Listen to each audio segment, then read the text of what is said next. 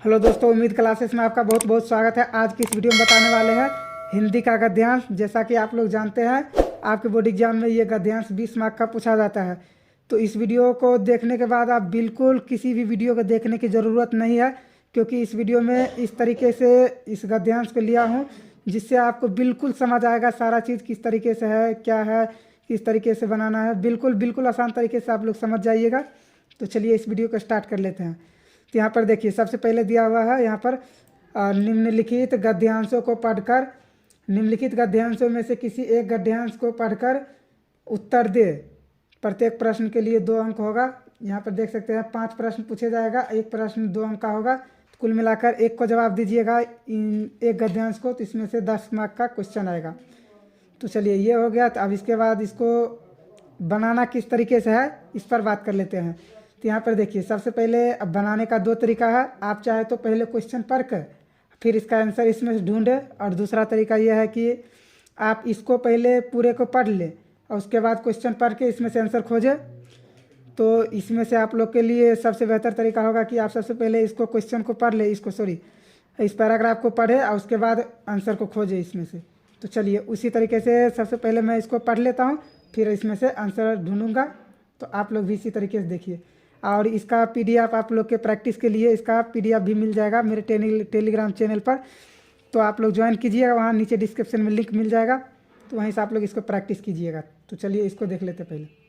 यहाँ पर देखिए, यहाँ पर है आकाशगंगा तारों का महापरिवार है, शायद नदी की धारा की तरह दिखाई पड़ने के कारण ही इसका नाम आकाशगंगा पड़ा होगा।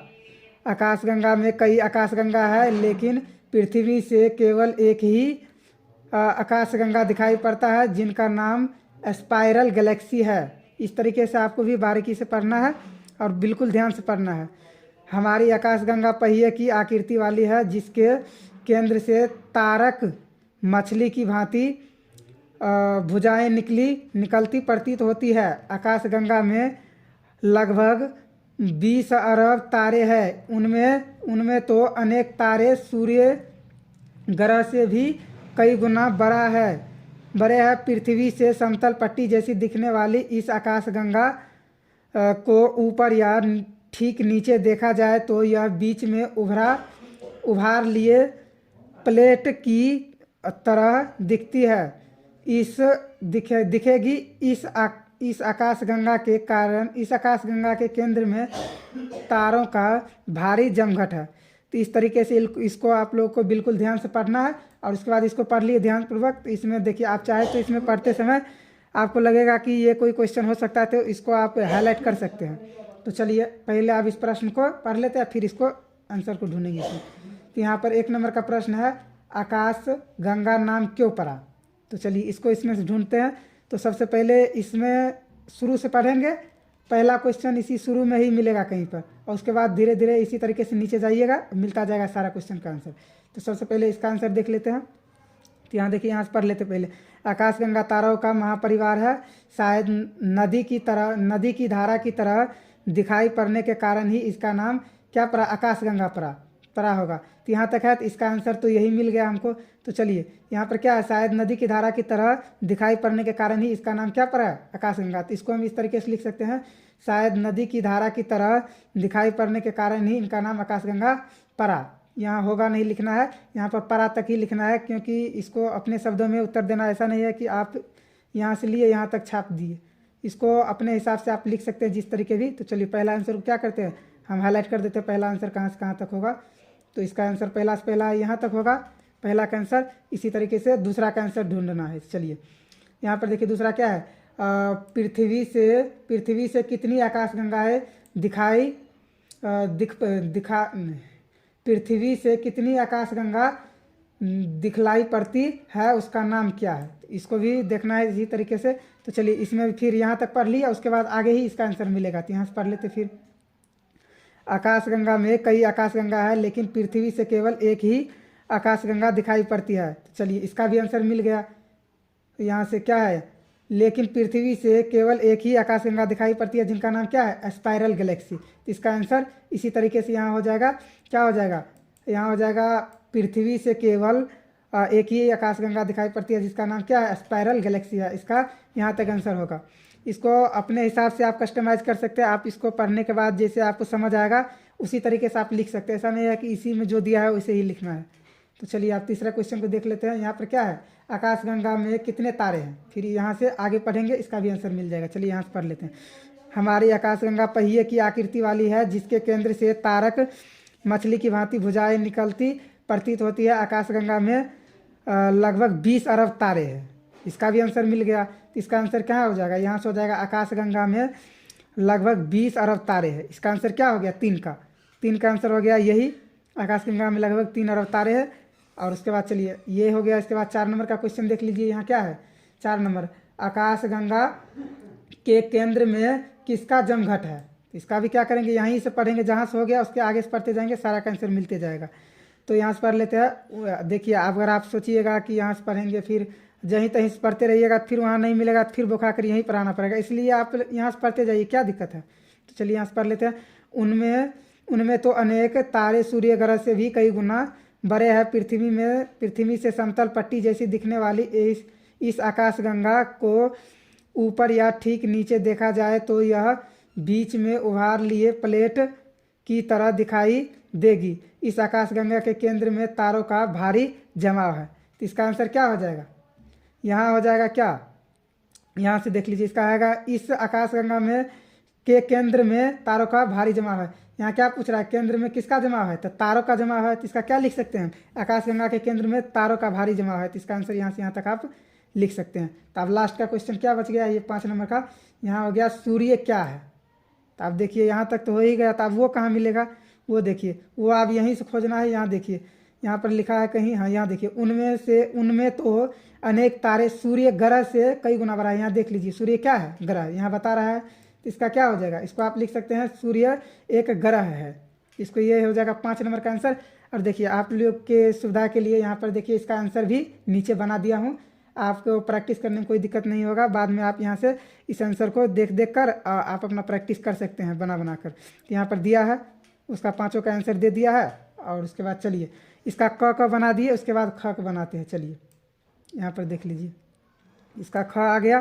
तो आप इसको भी उसी तरीके से क्या करेंगे, इसको पहले पूरे को पढ़ लेंगे और फिर इससे आंसर ढूंढेंगे। इसको आप लोग बिल्कुल अच्छी तरीके से ध्यान से देखिए, फिर आपका समझ लीजिएगा ध्यान से टेंशन फ्री ही हो जाएगा। तो चलिए यहाँ से पहले इसको पढ़ लेते हैं। यहाँ क्या है, गंगा भारत की अत्यंत पवित्र नदी है, जिसका जल काफ़ी दिनों तक रखने के बावजूद अशुद्ध नहीं होता है, जबकि साधारण जल कुछ दिनों में ही सड़ जाता है। गंगा का उद्गम स्थल गंगोत्री या गोमुख है। गोमुख से भागीरथी निकलता है और देवप्रयाग नामक स्थान पर अलकनंदा नदी से मिलकर आगे गंगा के रूप में प्रवाहित होती है। भागीरथी से देवप्रयाग तक आते आते इनमें कुछ चट्टानें घुल जाती है, जिससे इसके जल में ऐसी क्षमता पैदा हो जाती है जो उनके पानी को सड़ने नहीं देती है। और प्रत्येक नदी के जल में कुछ खास तरह के पदार्थ घुले रहते हैं, जो उसके विशिष्ट जैविक संरचना के लिए उत्तरदायी है। ये घुले हुए पदार्थ पानी में कुछ खास तरह के बैक्टीरिया को पनपने देते हैं, कुछ को नहीं देते हैं। यहाँ पर हो जाएगा कुछ खास तरह के बैक्टीरिया ही पानी में सड़न के लिए उत्तरदायी है। यहाँ से चलिए थोड़ा सा ऊपर कर लेते हैं इसको। यहाँ पर थे उत्तरदायी होते हैं। उसके बाद देखिए, तो पानी में सड़न को रोकने के लिए सहायक होता है।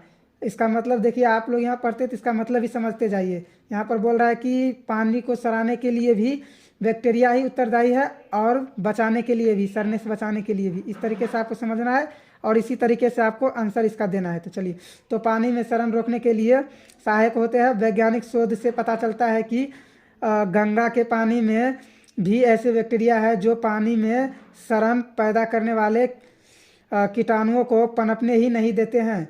इसीलिए गंगा का पानी काफ़ी लंबे समय तक खराब नहीं होता है, पवित्र माना जाता है। तो चलिए इसको पूरे पढ़ लिए, पूरे बिल्कुल ध्यान से। अब क्या करना है, इधर से क्वेश्चन देखना है, इधर से आंसर लेना है। बिल्कुल आपको कोई दिक्कत नहीं होगा। चलिए यहाँ से देख लीजिए 1 नंबर का क्वेश्चन क्या है, गंगा के जल और साधारण जल में क्या अंतर है। चलिए गंगा के जल और साधारण जल में क्या अंतर है, तो यहाँ से पढ़िए। देखिए, गंगा भारत की अत्यंत पवित्र नदी है जिसका जल काफ़ी दिनों तक रखने के बावजूद अशुद्ध नहीं होता है, जबकि साधारण जल कुछ दिनों में ही सड़ जाता है। तो देखिए इसका आंसर क्या हो गया, इसका आंसर मिल गया। यहाँ बोल रहा है गंगा के जल और साधारण जल में क्या अंतर है। इसी का अंतर क्या हो जाएगा, यहाँ देखिए, यहाँ से हो जाएगा जिस जल का काफ़ी दिनों तक रखने के बावजूद भी अशुद्ध नहीं होता है। तो यहाँ आप लिख सकते हैं गंगा के जल को काफ़ी दिनों तक रखने के बावजूद भी यह अशुद्ध नहीं होता है, जबकि साधारण जल कुछ दिनों में ही सड़ जाता है। बस इसका आंसर यही हो जाएगा। तो आप इसका आंसर देख लीजिए, यहाँ से हाईलाइट कर देता हूँ, यहाँ से लिख सकते हैं। यहाँ से आप इसको यहाँ से नहीं लिखना है जिसका जल काफ़ी दिनों तक, इसको लिख सकते हैं आप क्वेश्चन के हिसाब से ही आंसर दीजिए, ताकि आपका मार्क एक भी कटे नहीं। तो यहाँ पर देखिए गंगा के जल और साधारण जल, तो यहाँ पर लिख सकते हैं गंगा के जल। देखिए यहाँ पर आंसर भी दिया हुआ है, मैं आंसर भी आपको दिखा देता हूँ। यहाँ देखिए, यहाँ क्या है, गंगा के जल काफ़ी दिनों तक रखने के बावजूद अशुद्ध नहीं होता है, जबकि साधारण जल कुछ दिनों में ही सड़ जाता है। बस इसका आंसर यही सही हो जाए, सटीक आंसर। आपको देखिए ऐसा नहीं है कि बस इसमें खोजे, जो है यहाँ से मान लीजिए यहाँ से लेकर यहाँ तक जैसा हुआ तो टिक करके उसी को लिख दिए, वैसा नहीं करना है। आपको इसमें से पढ़कर इसी के अनुसार उत्तर आपको खुद से देना है, ठीक है। तो चलिए, अब इस क्वेश्चन का आंसर हो गया। आप चाहे तो इसको यहाँ से लेकर यहाँ तक कर सकते हैं, लेकिन अपने हिसाब से मैंने आंसर दिखा दिया है, आप छांट सकते हैं उसी हिसाब से। चलिए 2 नंबर का देख लेते हैं। यहाँ पर गंगा के उद्गम स्थल को किस नाम से जाना जाता है। तो चलिए इसको देख लेते हैं, गंगा के उद्गम स्थल को किस नाम से जाना जाता है। तो यहाँ से पढ़िए, गंगा का उद्गम स्थल गंगोत्री या गोमुख है। तो इसका अब क्या आंसर हो जाएगा, गंगा, यहाँ देखिए गंगा के उद्गम स्थल को किस नाम से जाना जाता है। तो आप इसको इस तरीके से लिख सकते हैं, गंगा के उद्गम स्थल को गंगोत्री या गौमुख नाम से जाना जाता है। इसका इस तरीके से लिख सकते हैं, यहाँ से यहाँ तक इसका आंसर हो जाएगा, गौमुख नाम से जाना जाता है। तो इसका भी आंसर आप लोग देख लीजिए। देखिए इस तरीके से लिखना है, मैंने आप लोग की सुविधा के लिए लिख दिया हूँ, गंगा के उद्गम स्थल को गंगोत्री या गौमुख नाम से जाना जाता है। चलिए इसको आपको अपने हिसाब से, क्वेश्चन के हिसाब से इसको आंसर देना। ऐसा नहीं है कि बस यहाँ से उठाए यहाँ तक लिख दिए, तो इसको इस हिसाब से लिखना है, क्वेश्चन के हिसाब से कस्टमाइज करना है इसको। बिल्कुल आपका 1 नंबर भी नहीं कटेगा, इस तरीके से बनाइएगा। चलिए आप 3 नंबर के देख लेते हैं। भागीरथी से देवप्रयाग तक का सफ़र गंगा के लिए किस तरह लाभदायी सिद्ध होता है। तो चलिए अब इसको देखिए, यहाँ से भागीरथी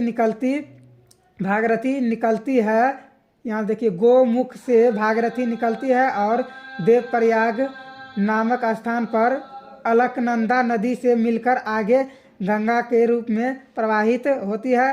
भागीरथी से देवप्रयाग तक आते आते इनमें कुछ चट्टानों घुल जाती है, जिससे इसके जल में ऐसी क्षमता पैदा हो जाती है जो उसके पानी को सड़ने नहीं देता है। तो चलिए देखिए इसका आंसर यहीं पर है, इसी में। तो आप देखिए इसमें किस तरीके से लिखना है, इसको देख लीजिए। यहाँ पर क्या है, भागीरथी से देवप्रयाग तक का सफ़र गंगा के लिए किस तरह लाभदायी है। तो चलिए यहाँ पर देखिए, सबसे पहले यहाँ पर देख लीजिए, यहाँ पर क्या है, भागीरथी से देवप्रयाग तक आते आते इसमें कुछ विशेष पदार्थ या चट्टान घुल जाती है। और देखिए अब ऐसा नहीं कि यहाँ से लेकर आप यहाँ तक लिख दीजिएगा, जो सटीक आंसर होगा उसको आपको अपने भाषा में लिख देना है इसको। तो यहाँ से क्या हो जाएगा, भागीरथी से देवप्रयाग आते आते इसका क्या हो जाता है, विशेष चट्टान या पदार्थ से घुल जाती है। और उसके बाद यहाँ देखिए, जिससे इसके जल में ऐसी क्षमता पैदा हो जाती है जो इसके पानी को सड़ने नहीं देता। तो आप चाहे तो इसको लिख सकते हैं यहाँ से लेकर यहाँ तक। इसमें से कुछ पॉइंट आप छोड़ भी सकते हैं, अपने हिसाब से लिख भी सकते हैं, सड़ने नहीं देती है। इसको देखिए, इसका भी आंसर देख लीजिए, मैंने यहाँ पर बना रखा है, इसको देख लीजिए। यहाँ पर देखिए 2 नंबर का तो हो चुका है। तो चलिए 3 नंबर का देख लीजिए, भागीरथी से देवप्रयाग तक आते आते कुछ चट्टानें घुल जाती है, जिससे इसके जल में ऐसी क्षमता पैदा हो जाती है जो उसके पानी को सड़ने नहीं देता। बिल्कुल सटीक आंसर है, आपको भी इस तरीके से बिल्कुल इसी तरीके से लिखना है। चलिए इसको भी हाईलाइट कर देते हैं और इसका PDF आपको मिल जाएगा। तो चलिए यहाँ पर देख लीजिए। अब चौथे नंबर क्वेश्चन को देख लेते हैं। तो यहाँ पर देखिए चौथे नंबर क्वेश्चन क्या है, बैक्टीरिया ही पानी में सड़न पैदा करते हैं और बैक्टीरिया ही पानी को सड़ने से रोकते हैं, कैसे। तो इसका आंसर, इसी का आंसर देना है। तो चलिए अब इसका आंसर देख लेते हैं। यहाँ पर पढ़िए पहले, यहाँ पर इसका आंसर 3 का यहाँ तक है। यहाँ से आगे पढ़िए। प्रत्येक नदी के जल में कुछ खास तरह के पदार्थ घुले रहते हैं जो उसे विशिष्ट जैविक संरचना के लिए उत्तरदायी है। ये घुले पदार्थ पानी में कुछ खास तरह के बैक्टीरिया को पनपने ही नहीं देते हैं, और यहाँ से कुछ को नहीं देते हैं। यहाँ देखिए, कुछ खास तरह के बैक्टीरिया ही पानी को सड़न के लिए उत्तरदायी है। तो पानी में सड़न को रोकने के लिए सहायक भी है। इसको देखिए, अब इसको किस तरीके से आपको लिखना है, इसको चलिए इसको बताते हैं। ऐसा नहीं है कि आप यहाँ से देख लिया, यहाँ से लेकर यहाँ तक लिख दीजिए, बिल्कुल आपका नंबर कट जाएगा। तो इसका आंसर, सटीक आंसर इस तरीके से हो जाएगा। कुछ खास तरह के, देखिए इसको इस तरीके से, पानी में कुछ खास तरह के बैक्टीरिया है, जो कुछ खास तरह के बैक्टीरिया है और जो पानी को सड़न करने वाले बैक्टीरिया को पनपने ही नहीं देते हैं, और इसीलिए गंगा के पानी लंबे समय तक खराब नहीं होता है। इस तरीके से इसका आंसर लिखना है। तो चलिए इसका आंसर दिखा देते हैं। इस तरीके से लिखना, बिल्कुल इसी में छांट के लिखना है, ऐसा नहीं है कि आप कहीं से लिख दीजिए। चलिए यहाँ से देख लेते हैं आपके इसका आंसर। देखिए यहाँ पर गंगा के पानी में ऐसे बैक्टीरिया है जो पानी में सड़न करने वाले कीटाणुओं को पनपने ही नहीं देते हैं। इसके लिए इसका पानी लंबे समय तक खराब नहीं होता है। तो इसका आंसर, सटीक आंसर, बिल्कुल आपको इस तरीके से इसका आंसर लिखना है। यही हो जाएगा इसका आंसर, सटीक आंसर। आप लोग क्या करते हैं, इसको बस यहाँ से देखे, बस यहाँ स्टिक किए और यहाँ नीचे स्टिक किए, बस बीच वाला सारा लिख दिए। ऐसे लिखिएगा तो बिल्कुल नंबर, फुल नंबर नहीं मिलेगा। तो चलिए आप इस 5 नंबर क्वेश्चन को देख लेते हैं। इसको देखिए, इसमें क्या है। इसमें है गंगा का पानी पवित्र क्यों माना जाता है। तो इसका आंसर तो आपको इससे खोजना तो है ही नहीं, क्योंकि इतना बार इसको पढ़ लिए हैं कि इसको आप खोजना की जरूरत क्या है। गंगा के पानी को क्यों स्वच्छ माना जाता है, क्योंकि गंगा के पानी में कुछ विशेष पदार्थ के, कुछ ऐसे विशिष्ट पदार्थ एवं चट्टाने हैं जो गंगा के पानी को लंबे समय तक स्वच्छ रखते हैं। इसीलिए गंगा के पानी को क्या मानते हैं, पवित्र माना जाता है। इसीलिए तो माना जाता है। क्या है इसमें कितना बार लिखा गया है, इसको इस तरीके से अपने हिसाब से लिख सकते हैं। इसका आंसर भी देख लीजिए, यहाँ होगा। उसमें ढूंढने की क्या जरूरत है, उतना बार पढ़े तो आपको याद ही होगा। यहाँ पर गंगा के पानी में कुछ ऐसे विशेष पदार्थ एवं चट्टान होते हैं जो उसके पानी को लंबे समय तक स्वच्छ रखते हैं, जिसके लिए इसे पवित्र माना जाता है। इसमें कोई भी ऐसी बात नहीं है। तो चलिए ये भी हो गया, और इसको ख का भी हो गया, इसको भी हाईलाइट कर देते हैं। ये भी हो गया। तो चलिए क और ख हो गया इसका। अब चलिए इसका आप 2 का बना लेते हैं। इस तरीके से, बिल्कुल इसी तरीके से आपके बोर्ड एग्जाम में भी इसी तरीके से रहेगा। तो चलिए इसको भी पढ़ लेते हैं एक बार। यहाँ पर देख लीजिए क्या है। यहाँ पर भी निम्नलिखित, यहाँ से ले लेते थोड़ा सा। यहाँ पर निम्नलिखित गद्यांशों को में से किसी एक गद्यांश को पढ़कर नीचे दिए गए प्रश्न को उत्तर देना है। इसमें प्रत्येक प्रश्न के लिए 2 अंक है। तो इसको भी उसी तरीके से सेम है, इसी तरीके से रहेगा। एक में क और ख, उसमें से एक बनाना रहेगा, इसमें भी से एक बनाना रहेगा। ये आपके 20 मार्क का हो जाएगा इसी तरीके से। तो चलिए आप इसको भी इसी तरीके से पहले पढ़ लेंगे, फिर इसमें आंसर को ढूंढेंगे। तो चलिए इसको पढ़ लेते हैं पहले। यहाँ पर देखिए, यहाँ पर है यात्रा वृत्तांत लेखन में राहुल संस्कृत्यायन का स्थान अन्यतम है। वह यायावरी वृत्ति और ठक्कर घुमक्कर प्रवृत्ति के व्यक्तित्व रहे, अतः उनके अनेक यात्रा वृत्तांत जीवनानुभव से पूर्णतः सत्य का उद्घाटन करते हैं। तिब्बत में 125 वर्ष, मेरी यूरोप यात्रा, मेरी तिब्बत यात्रा आदि उनके इस युग के महत्वपूर्ण यात्रा वृत्तांत है। इसको आप लोग बिल्कुल ध्यान से पढ़ते जाइएगा कि इसका कितना क्या रहा है, कहाँ गया है घूमने के लिए, क्या वृत्तांत है, यात्रा वृत्तांत इसका क्या कैसा है, इसको ध्यान से देखते जाइएगा ताकि आंसर ढूंढने में आपको ज्यादा टाइम नहीं लगे। मेरी तिब्बत यात्रा आदि उनके इस युग के महत्वपूर्ण यात्रा वृत्तांत है। तिब्बत में 125 वर्ष में न केवल जनजीवन की सशक्त झांकी है, वरना वहां रहकर खोजे गए ग्रंथों का भी विस्तृत विवरण मिलता है। मेरी यूरोप यात्रा में यूरोप के दर्शनीय स्थलों के अतिरिक्त कैम्ब्रिज तथा ऑक्सफोर्ड विश्वविद्यालयों के रोचक वृत्त भी प्रस्तुत है। अनेक चित्रों से अलंकृत, चलिए थोड़ा सा इसको ऊपर कर लेते हैं, यहाँ तक हो गया अलंकृत।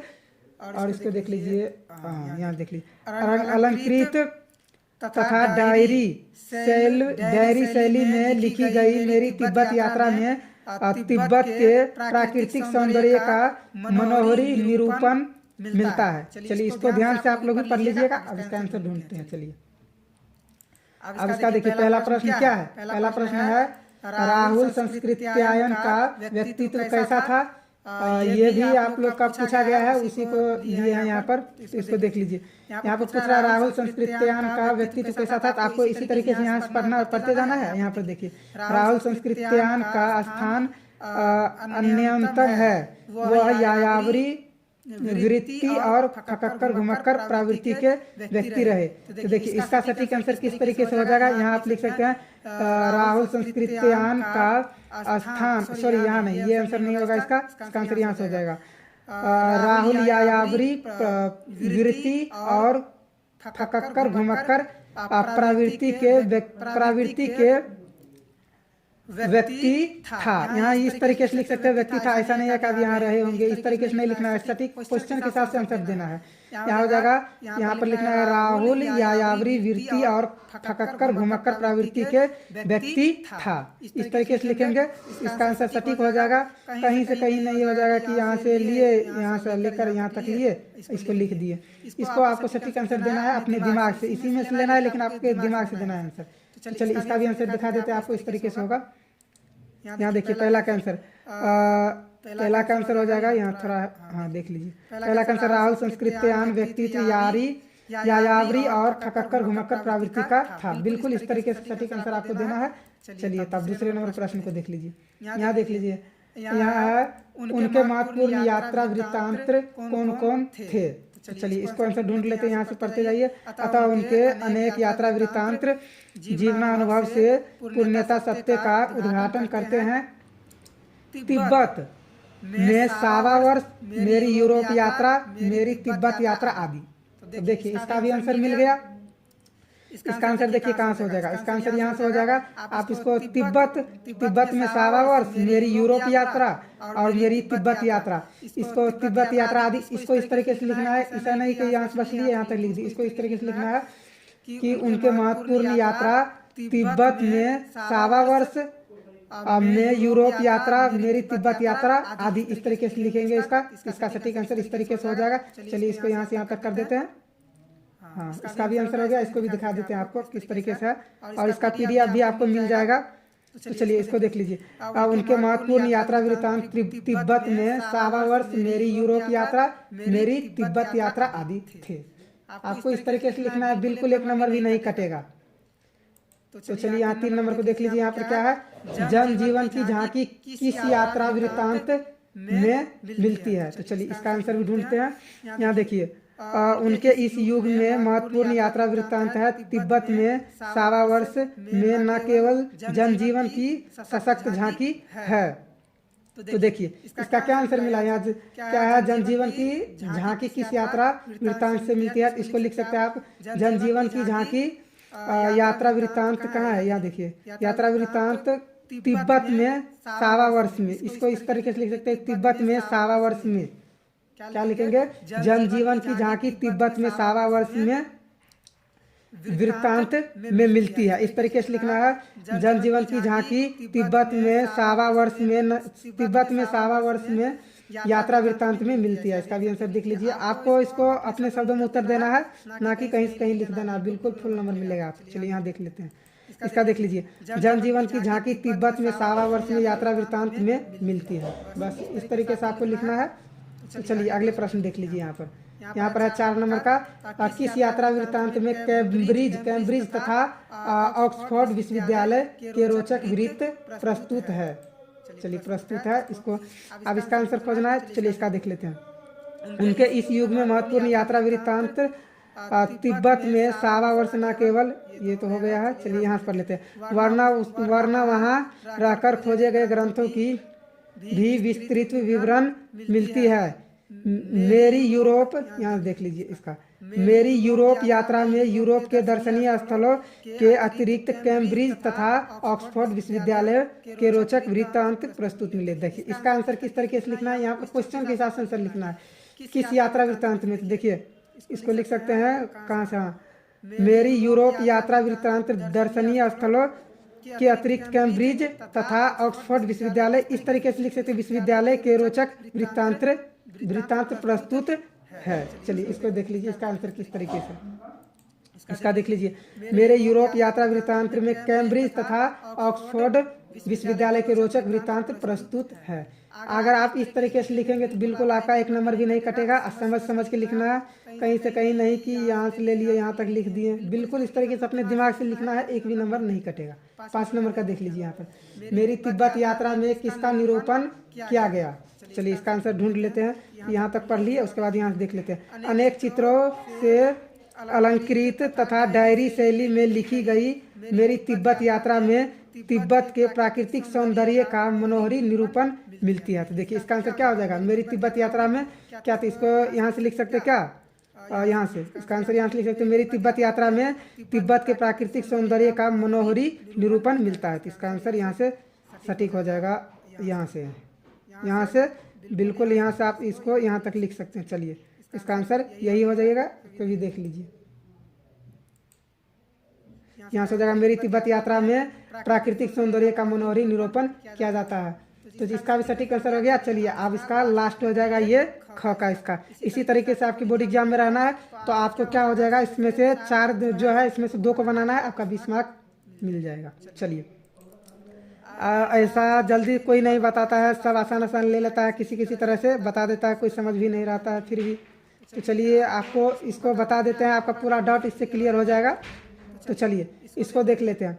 यहाँ पर पहला प्रश्न क्या है, यहाँ पर देख लीजिए, पहले तो प्रश्न नहीं, पहले इसको पूरा पढ़ना है, फिर इससे क्वेश्चन ढूंढना है, उसके बाद इससे। तो यहाँ पर पढ़ लेते हैं। चलिए यहाँ पर है, शिव पूजन सहाय का जन्म 9 अगस्त 1893 ईस्वी को बिहार के शाहाबाद जिले में हुआ था। ये हिंदी के प्रसिद्ध उपन्यासकार, कहानीकार, संपादक और पत्रकार रहे हैं। इन्हें साहित्य एवं शिक्षा के क्षेत्र में 1960 ईस्वी में पद्म भूषण से सम्मानित किया गया। इनके लेखन की शुरुआत गुलामी भारत में, इसको आपको बिल्कुल ध्यान से पढ़ना है ताकि आंसर खोजते समय आपको बिल्कुल टाइम ना लगे, तुरंत खोज लीजिएगा। गुलाम भारत में होती है। भारत उस समय बाह्य और भीतरी गुलामी से घिरा हुआ था। इन्हें भाषा का जादूगर भी कहा जाता है। इसकी मस्ती और जिंदा दिली इनके व्यक्तित्व निबंधों में दिखलाई पड़ती है।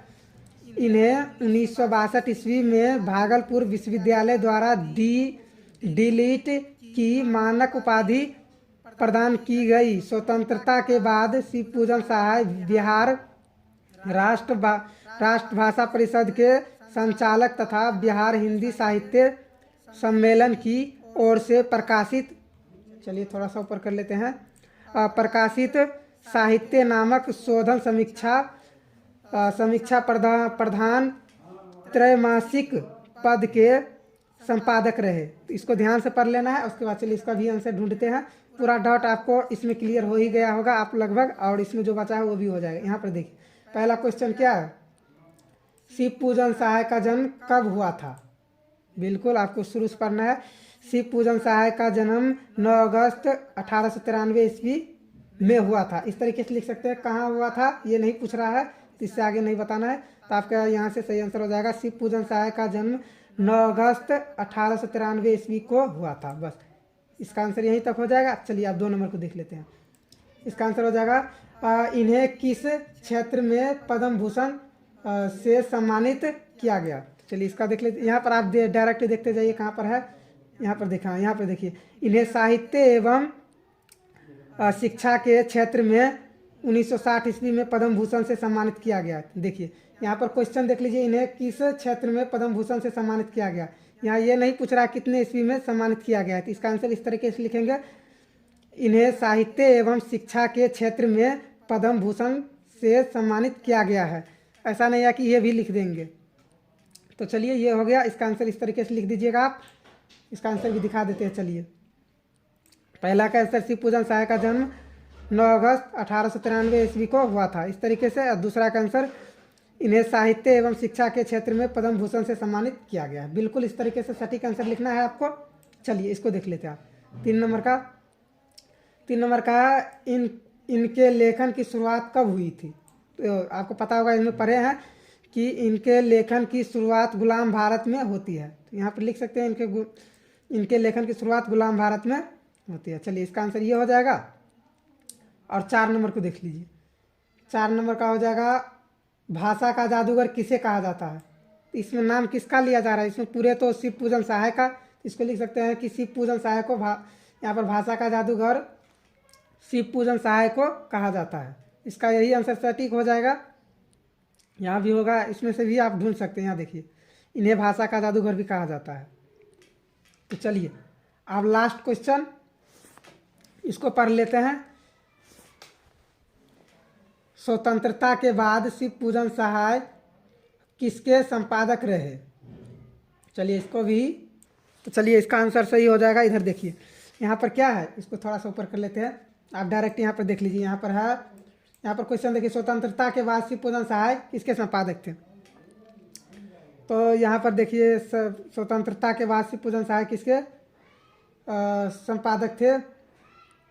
हाँ, यहाँ देखिए, साहित्य नामक शोधन समीक्षा प्रधान त्रैमासिक पत्र के संपादक थे। तो यहाँ आप इसको किस तरीके से लिख सकते हैं, इसको देख लीजिए। यहाँ पर इसका तो यही आंसर सही हो जाएगा। अब यहाँ से देख लीजिए, इसका आंसर भी क्या हो जाएगा, यही हो जाएगा। स्वतंत्रता के बाद शिव पूजन सहाय साहित्य नामक शोधन की प्रधान त्रैमासिक पत्र के संपादक रहे। और इसका ये हो जाएगा, भाषा का जादूगर शिव पूजन सहाय को कहा जाता है। अगर आप इस तरह से अपना गद्यांश बनाएंगे तो बिल्कुल आपका 20 नंबर बिल्कुल कहीं नहीं जाएगा, 1 नंबर भी नहीं कटेगा। तो चलिए, अगर आपको वीडियो पसंद आया है तो वीडियो को लाइक और चैनल को सब्सक्राइब करके साथ में बेल आइकन को भी प्रेस कर लीजिए। और वीडियो नहीं पसंद आया तो प्लीज़ डिसलाइक ही कर दीजिए। और पसंद आ गया होगा तो किसी और को, अपने दोस्त को भी शेयर कीजिए, ताकि उनको भी इससे कोई फ़ायदा हो सके।